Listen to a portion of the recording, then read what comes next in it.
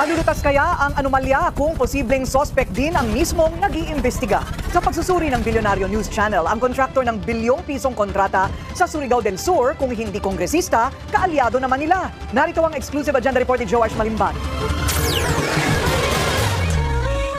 Viral ngayon sa social media ang umano'y 1 billion peso garage ng isang gobernador para sa kanyang car collection. Sa isang video ng isang architectural and interior designing firm, ipinakita nila ang isa sa mga tahanang produkto ng kanilang disenyo. High class ang pagkakagawa mula sa loob ng gusali hanggang sa loob nito. Pero ang pinakakapansin-pansin ay ang hindi bababa sa 8 luxury cars na makikita mo pagpasok mo rito.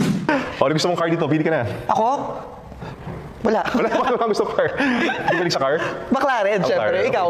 Ako car. Favorite car? Carla. That's my favorite car. Ako naman, kung ikaw McLaren, ako yung Porsche na GT2 RS.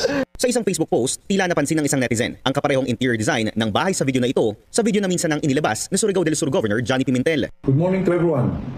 To DOH Regional Director Dr. Cesar Casion and the entirety of the DOH Caraga family, as well as the DSWD Caraga family.